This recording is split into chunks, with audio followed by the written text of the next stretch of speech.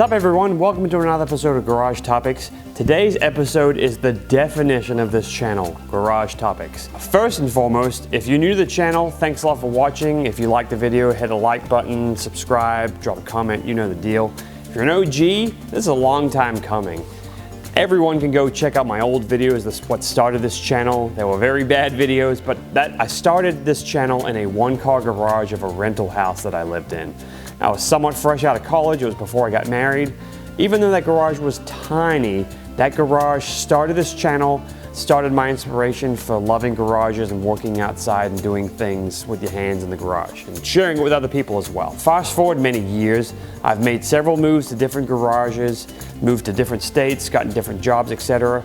But I've always had this vision of building a detached garage so that I can make more videos and have more space and more opportunities to build and work on really cool projects, mainly cars, but anything in the garage, I want to do it. This video is the first of many videos about the garage. I'm gonna go through this whole process in this video from start to finish, from bare dirt to what we have now.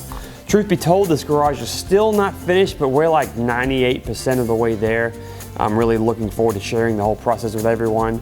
If you have any questions about the process or anything I mentioned in the video, leave a comment below, message me or direct message me on social media, on Instagram or Facebook, or send me an email. I've got that in the description as well. This video and these videos are fully out there to help someone get inspired or take action or just learn about the garage process in general. Last tidbit, this video is being filmed in the month of November. November is Men's Health Awareness Month. This time last year, specifically November, I was in a lot different shape. You can go check out that video. Didn't have any hair, went through chemo. I got checked out and I got found and diagnosed early with cancer because I went to the doctor. Most everyone has free doctors and can go once a year in the United States if you're watching from there. Anyways, just make it a habit to get checked from the doctor. I was literally healthy. I had no reason to go to the doctor, but I decided to go get checked out just to get a general checkup, and it saved my life. So if anyone can take action from that, in addition to building a garage, I consider that a win. That's kind of the motivation for getting this garage done. Life's short, take action when you can. Enough said, let's get to the video. I'm gonna talk about the specific portions of the build. Again, if you got any questions, drop them in the comments. I'll answer them as best as possible, but hope you enjoy this. Check it out. So this is the ground I started off with. We specifically bought this house knowing I wanted to build a detached garage. I thought this was flat. Turns out it's 5 foot off from being flat. It was miserable. This is the first dirt load of 20 dirt loads. This drastically changed the budget I had for the building, but it needed to happen, and I needed a lot of dirt. I watched from afar while they just kept dumping and dumping and dumping dirt. This dirt is like a compact mix. It's like called crusher run, some people call that. We ended up letting this sit here for over 6 months to let it settle. Went through a thawing process back and forth.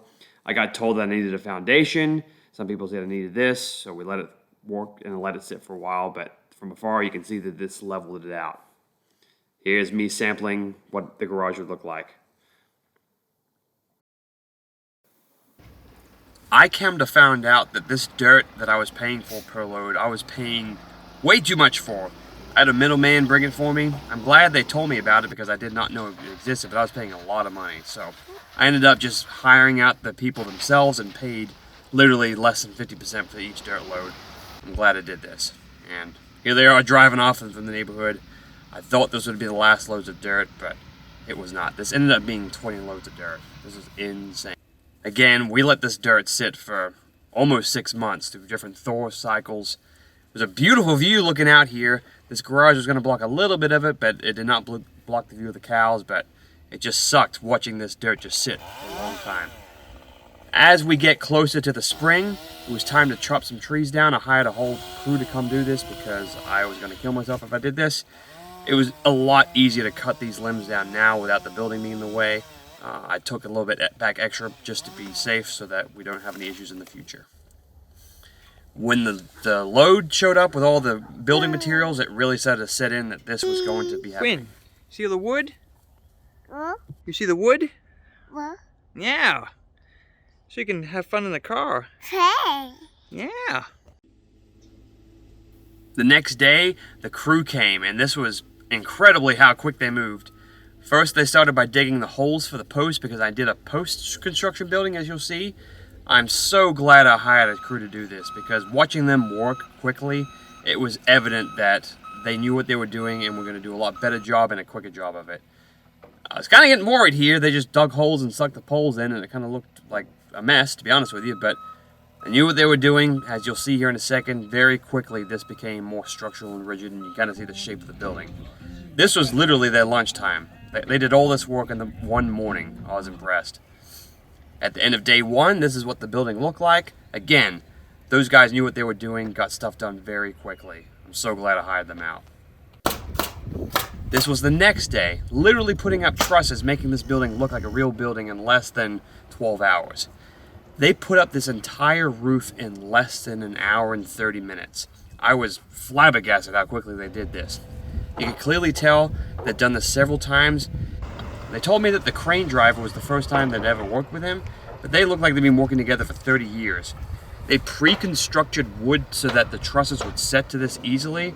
It was heavenly watching them build this. So I'm gonna let you just watch this here for a little bit as they pick up a truss, put it up in the air, and set it. Imagine them doing this 12 times, I believe that's how many trusses I have. It was really cool to watch. This guy on the ground's got a rope attaching to the truss in case it's windy and starts blowing it everywhere. Thankfully, this was a beautiful day, as you can see from the sky. No wind, no rain, no clouds, just sunshine and garages, the way I like it. The next 20 seconds or so will just be this process, but it's showing it in real time how quick it is. I was mesmerized with the art, so I figured someone else would want to see it too. You've got two guys on the roof, one at the front, one at the back. They're going to help get it into place. You can kind of see those little nubs there of the posts that they put into place before the trusses showed up. They've already measured it out. They know exactly where these trusses are going to go. They'll staple it, well, nail it into that, and then they're good to go. It was so quick that how they did this.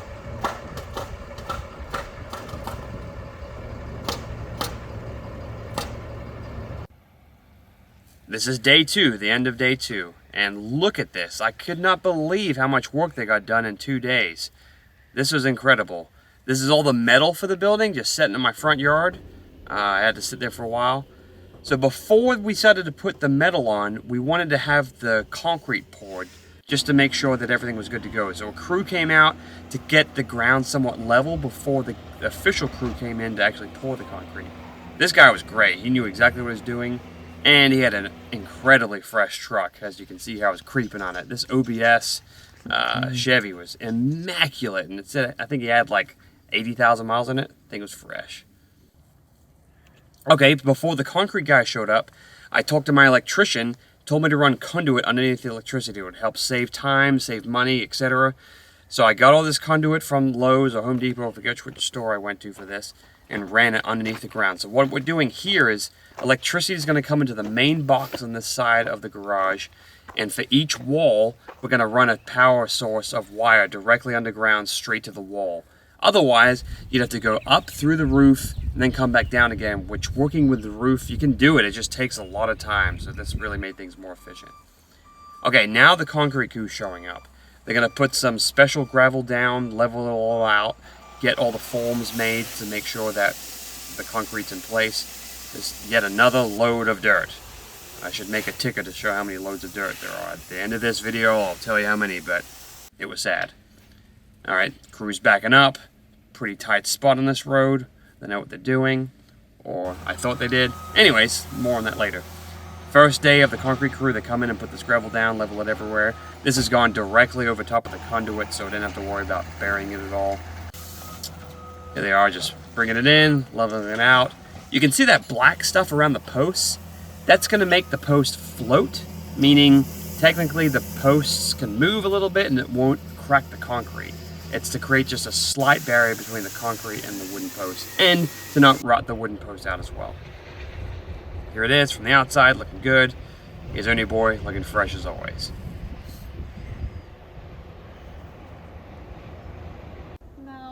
My daughter Quinn really wanted to go in the excavator, she called it, but the Bobcat skid steer, she told us was incredibly fun. It's funny to watch back on this. Several months have passed since this happened. What are you doing, Quinn? She grows up so quickly. She's completely different now. The button. So, what are you doing? if you got kids, make sure you spend as much time you can with them. Because this hit me in the feels. Alright, and the next day, concrete pouring time. See how they put a vapor barrier down? That is to make sure that no water sweats up through the concrete. It maintains a better temperature. As you'll notice, they're all wearing jackets. This ended up being foreshadowing of a bad situation. Unfortunately, my concrete pour had a lot of issues. What you see here, everything was going great, but the unfortunate issue was the temperature was dropping throughout the day. When you pour concrete, you needed to be above 40-something degrees, which it was at 2 a.m. that day, but from 2 a.m. until 10 p.m., the temperature continued to get colder and colder and colder. This ended up creating a lot of issues. The very back apron here, you couldn't get the concrete truck all the way back there, so the Bobcat brought it in, the crew came and just spread it out, but they did this for the back section, and then for the rest of the section, the truck literally had its spout dumped directly in the building. But it was really neat to watch this Bobcat come in, get this concrete, take it to the back, let those guys spread it around.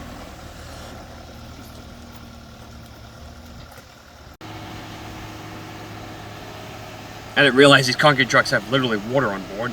We used it to clean off the Bobcat skid steer, front loaded to get all the concrete off of it. Alright, here's the final pour starting to happen. Look how close he got to that garage door opening, oh my god. But this was to get that chute in the garage as much as humanly possible. You'll see the concrete start to pour down for the very first time, and once it hits the ground, it's game on. So these guys are going to help spread it around here, get it all into place nice and evenly, and get any air pockets out of it. So it's just a small corner. They've already started to leveling out. They basically have to do this in multiple sections. I think it took 3 concrete trucks to do this. I ended up doing 6-inch pour throughout the entire slab. I did this because of this weird slope I have. I wanted to make sure that the concrete is as solid as possible because the ground that it was on, it should be fine, but it was a lot of angle, 5 foot off the back, so I wanted to be safe. And your boy wants a lift. Ended up working out. Here they are pouring the front of the apron. I'm gonna make a whole video on this. I really feel like they should have poured the slab for the garage first, let that dry, then come back and pour the slab. As you'll see in my future videos, it just did not turn out well.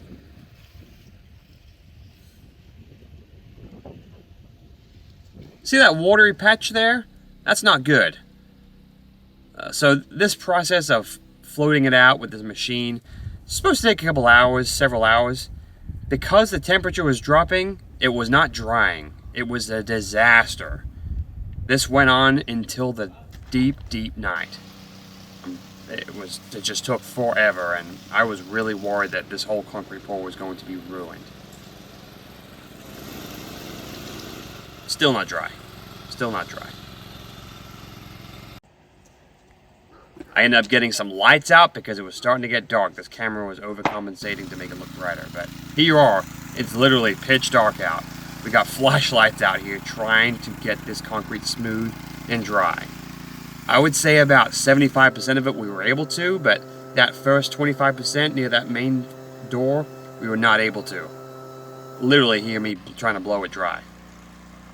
This went on until about 10 p.m. at night when it started to rain. Rain is not good. The next day, we put a tarp over it, but you can see this water all over the tarp. I thought this whole pad was completely destroyed and worried that I was going to have to restart. Of course, the next day was an absolutely beautiful, nice, warm day, but I think the damage had already been done at that point. So literally, the next day, it is still not fully dry, so they're floating it out again. Who knows? Leave a comment below how bad you think the situation is going to be for me in the future.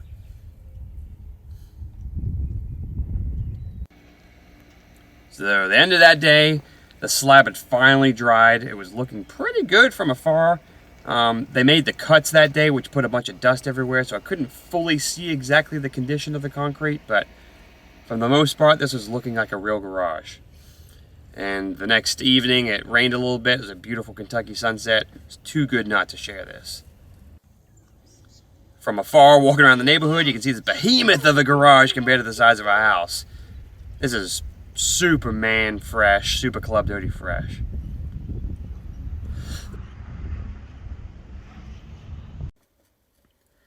This is looking out from one of our windows, specifically our bathroom. The crew that built the garage came back a week later, once the concrete had dried, and they started to put the roof on first. This really started to make this building feel more and more real as it went on. The progress that the original crew made, the construction crew, was incredible. I'm going to leave their information in the description. They were top notch. I could not recommend them enough. So this is one day, full roof fully put on, starting to look like a garage, but right now it looks like a pavilion. They did put the trim on for the garage doors. This trim matches our house. You can see this garage is literally less than 10 feet from the house. So I went overboard making this garage as nice as humanly possible with overhangs, this little porch, etc., etc. I really wanted this to tie into the house well, but also look like a garage. This thing is gigantic. I haven't mentioned it before, but this is 44 by 32 foot wide. This is really funny. I guess someone needed some beer, but pass it along on a scrap piece of wood. Alright, so here's another day. We started to put some of the siding up. Before the siding went up, we put this weather stripping, this like vapor barrier. It's really cheap. It's house wrap. I highly recommend you doing that. You can see here that we went with white and black. The white is not a perfect match for the house. It kills me inside a little bit, but on this overcast day and the lens is making it look more abrupt, but in real life it's pretty darn close to the house, so I'm happy overall. This is really starting to look like a garage now. And here we are, the end of their next day. They didn't fully finish up. They were almost done. They were missing one metal piece on the side here, as you can tell, but man, this really looked like a garage.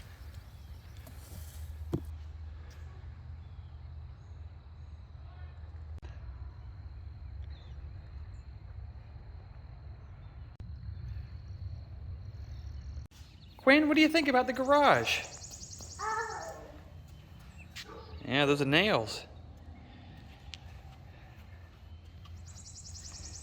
What do you think? It's big. We decided to hold off more construction work from the construction crew until the windows came in. So next up was trying to lay the asphalt to match from our existing driveway to the garage. This was a 2-day process. First crew came out.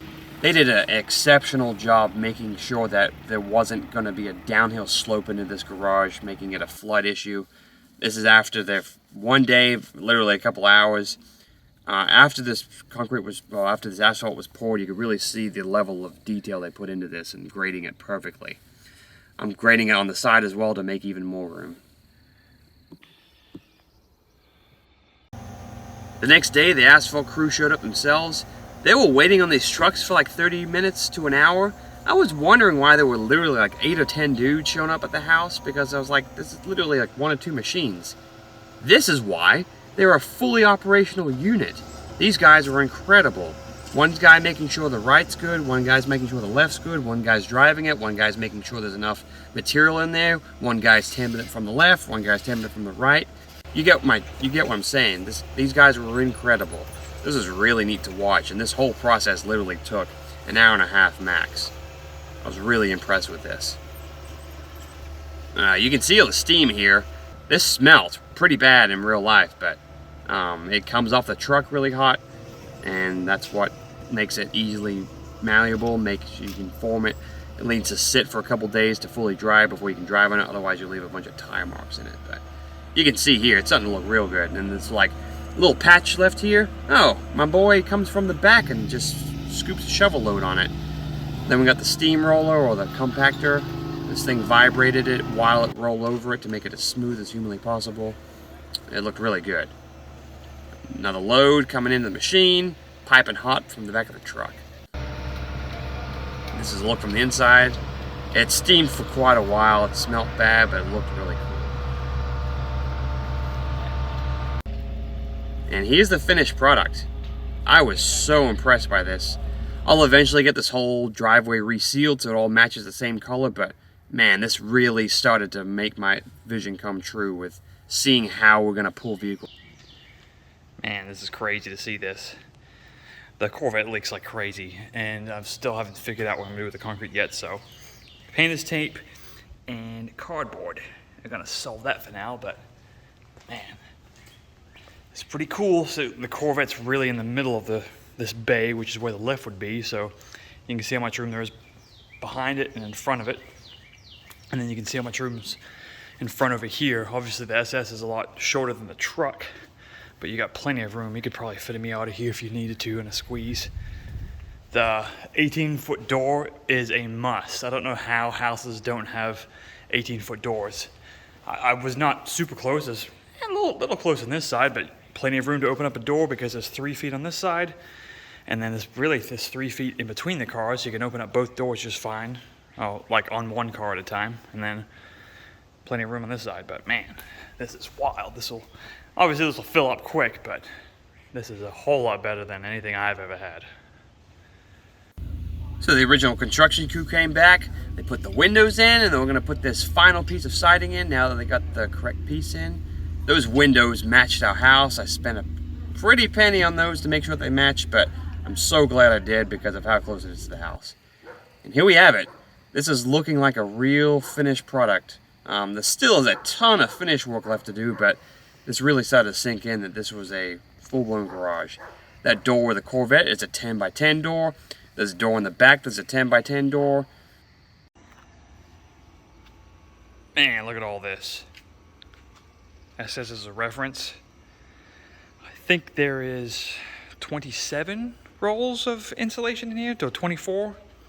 I'll update the video, but man, there is a ton. But there also is a ton of square feet of surface as far as ceiling and walls go. So this will do it. The roof is all R30. It's all pre-cut, so I shouldn't have to cut anything. They're all 4 foot wide. And then the walls are all R19, 4 foot wide, because I've got 4 foot spacing between these horizontal boards that I had added. So those ones will have to be cut, but those will be a lot easier to install. So wish me luck. And hopefully you'll be seeing me next time doing some stuff on a scissor lift. So I rented a scissor lift from the local rental hardware store, machine store. These are super low to the ground, as you can see on my car trailer. It was super tight, but I saved like a bajillion dollars by moving it myself. But man, it was a little sketch, not gonna lie. This insulation job was absolutely miserable. I'm not gonna lie on this. It was the worst. I'll probably never do this again. It was a bad job for 2 reasons. One, those rolls were incredibly heavy to try to put this above your head. Oh my God, it was so heavy. I ended up using rope to hold it up in place. It took me several days. I had a rental for a whole week, but I stayed up until 2 or 3 a.m. most nights trying to get this accomplished. It was bad. I finally got done. The second piece of why this was bad is insulation is incredibly itchy, and I was sweating because it was in the heat of summer. Miserable. The walls, not bad at all. Very easy because you don't have insulation hanging over your head. Every day after work, I would just do a little by little by little. I had the rental for a full week. This was getting close towards the end. I needed to wrap this up because I was having the construction crew coming back and put a ceiling in this, which I needed to hurry up fast. I went with a black ceiling, but man, did it make it a lot darker in this building because of no white reflection. But we're going to tackle that with a bunch of lights. Don't worry, this is going to look incredible. Got the one light in, and I temporarily rigged up some wiring to get it to brighten up this whole shop, and literally just this one over here shining down is super bright. So I'm very excited to put all 6 in here. This is going to be a killer setup.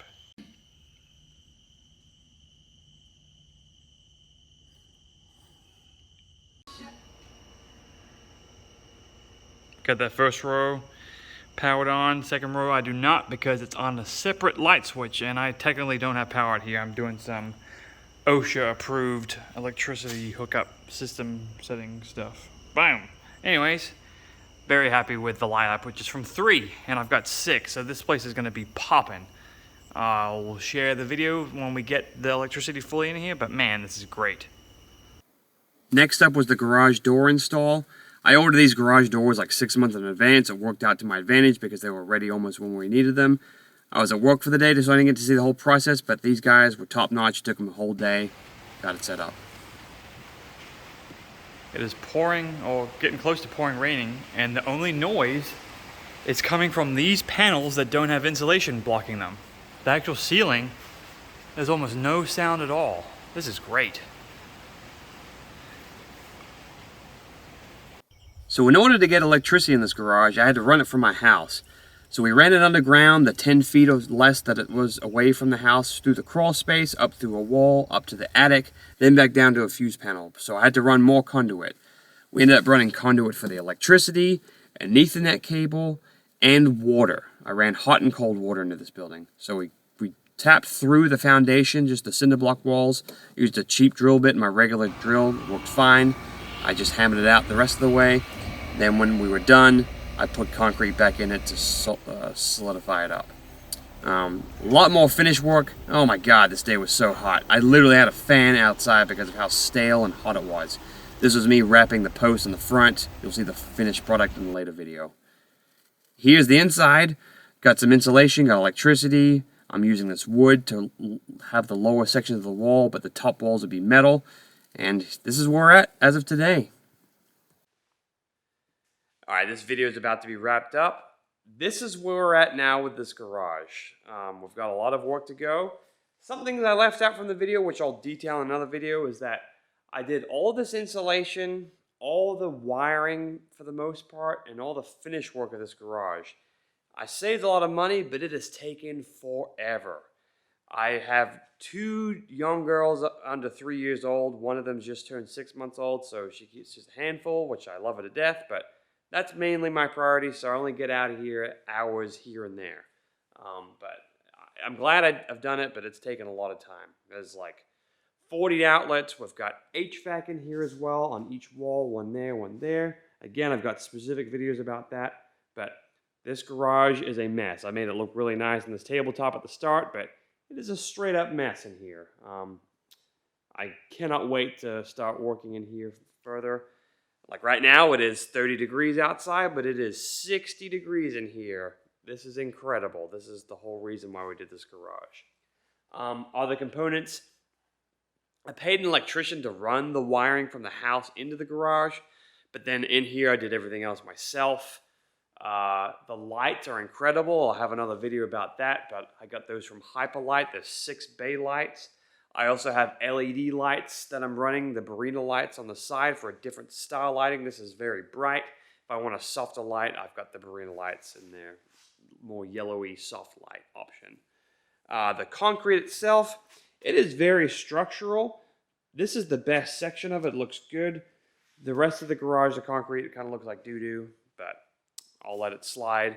I don't think I'm going to do a finish on this garage floor. This is a garage. I want to work in it. I don't want to be thinking about the garage floor getting messed up and be worried about that. Just want to get up and come out here and do work. I've ran water in here. I have not fully hooked that up yet, but the thought process there to have a power washer and to have a sink in here. What else? All this wood is going to be painted a specific color. I haven't decided yet. That's what this panel is over here. It's some kind of gray. As you can tell, I'm going to pick that. Once that's painted, I'm going to have the crew come back and do the metal from the top. I technically don't need to have that happen, but it'll make this garage look a whole lot more finished.